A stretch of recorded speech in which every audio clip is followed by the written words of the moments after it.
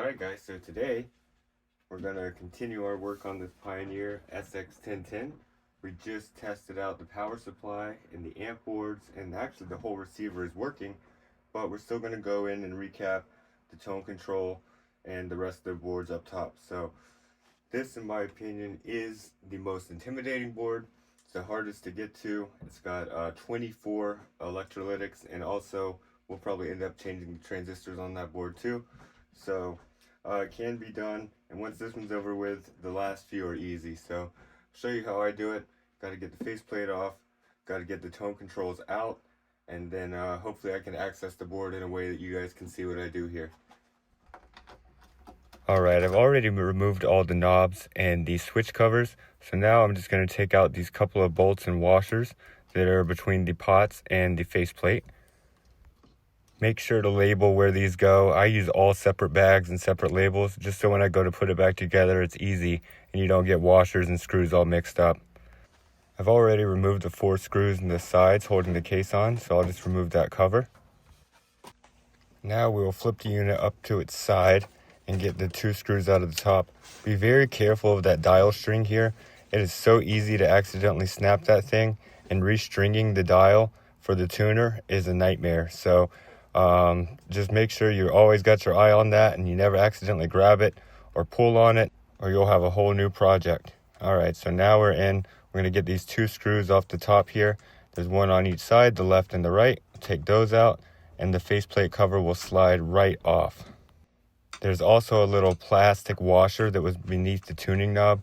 This has to come out for the faceplate to come off. So once you go to pull on it, make sure you remove that little plastic piece, and it'll come right off.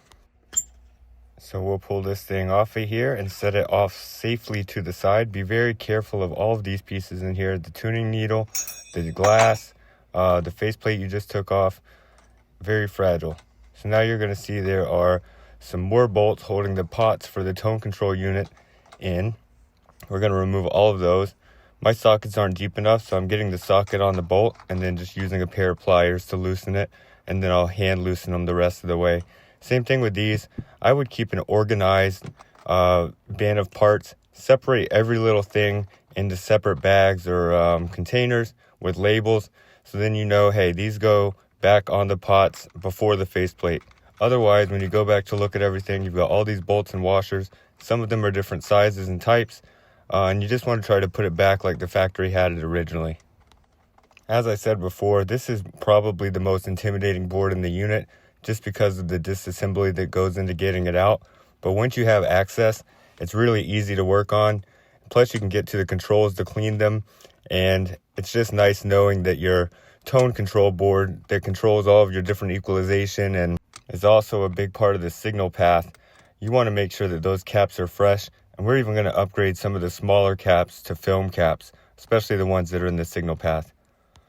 So we've just about got all the nuts and washers off of the pots.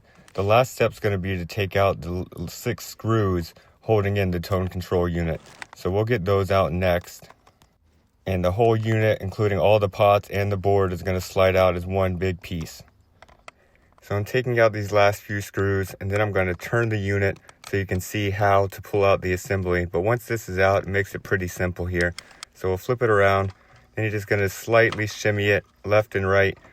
Be careful not to break any wires on the back there, but there is room to get it out and flip it. So we'll do that, and then we'll have it out. And there's one more step here to access the board, and that's these 4 screws. There's 2 on each side, and you just take these out, and then the cover actually comes off of this, and you have access to both sides, the components and the solder side. So I'll get these screws out, and then we'll set it up so that you guys can see me switching out the caps and transistors, and then I'll switch the camera for the solder side, and you can see me solder them all in place. So like I said, this is the hardest part, getting it out of here. Now it's going to be easy from here. So the screws are out. Now we'll just flip this out of here, take the cover, and just like that, we'll have access to both sides of the board here, the component side and the solder side. So here we go. We'll change these out, get this back in, and be ready to go here. So we have 28 electrolytics. You could also change out the tantalums if you want. And here we go. Alright, so the first thing I noticed was the caps on the board don't match what's in the schematic.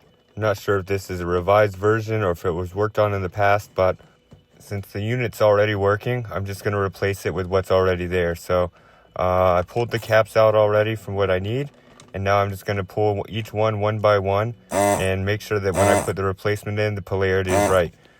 This board is marked, and actually all of the markings are correct. Sometimes they're not, so I'd really highly suggest taking a photo of how these are in here right now and then referring back to it and putting them in there the same way.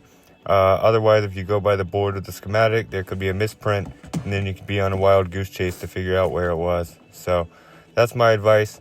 I'm going to speed through this and take them all out and get them changed over, and then we will go to the other side and solder them all in. So right now I'm just swapping them out. I'm taking out the old one, making sure the new replacement is exactly the same thing, or at least a little higher voltage, putting it in the same way it came out, and then moving on to the next. I'm not soldering anything yet. I'm going to go in at the end. But this is a pretty straightforward process. Just make sure you put them in the right orientation, right polarity. The film caps, if you replace them, they don't matter. They can go either way. The electrolytics have to be perfect. For the 0.33 microfarad caps, I went with these film caps. You can see the little white squares that I put in there. And for the rest, I just went with nice quality Nishion electrolytics. So I'm just about done here. Now we'll solder them in. Alright, so I'm going to keep speeding through me soldering them in. The biggest thing with soldering is just making sure you heat the joint first and keeping a nice clean tip. But you don't want to put the solder on there until your joint's nice and hot. Heat the pad and the leg of the component first, and then just add a little bit of solder, just enough to hold it in place. You don't want big blobs. You want a nice shiny point. So we're just going to go around. I'm going to get all the caps soldered in, and then we'll come through with the clippers. We'll cut off all the legs nice and flush, and then we'll do one more check of our polarity. But the more you do this stuff, the more comfortable you come with it, and it starts to become muscle memory and becomes very natural. So if you're not great at soldering now, just give it some time, keep practicing on units that you don't have anything into, and eventually you'll become a pro. Alright, so now I'm just going to put the cover back on. I'm not going to tighten everything all the way down until I test it, but I do want to cover it and get it back in its place so that we don't get any accidental shorts with pins touching places they're not supposed to. So just fit that back on there. I think I'm putting it on backwards. There we go. Get it in there right. We'll slide this back in. We're going to do a dim bulb test to make sure we don't have any shorts. And then we're going to also check the power supply voltages, which will tell us if everything is in there the right way. So let's do that first. I'll get this back in here, and then we'll go for the dim bulb. Alright, so we had the dim bulb tester plugged back in. We've got the unit plugged into that. We're going to flip everything on. Just make sure it passes, which it does. Dial lights come on, light goes dim. That's perfect. I didn't figure we'd have a short, but I'm just going to check the power supply voltages and make sure that there's no problems there. So it passed the dim bulb test. When I rechecked the power supply voltages, they were all off again. And I knew it couldn't be something on that board because I just fixed it. So I went back into tone control, and I found one cap that just wasn't properly seated, and that alone caused the crazy voltage issues. So I got that sorted out. All the voltages are good. Now we're going to plug it in and just make sure it still makes sound, and then we'll move on to the top half. So we got it on. We got a source coming in. Turn up the volume a little bit. We got right. We got left. Nice. And that hiss that I was hearing, there was like a little bit of a high-pitched hiss that I was hearing. And I think it was somewhere in that tone control unit, because that sounds crystal clear now. Oh, beautiful. All right, so the tone control is done. That is the hardest board. Actually, the two hardest are done. Now we're going to go do the easy stuff and be done with this baby.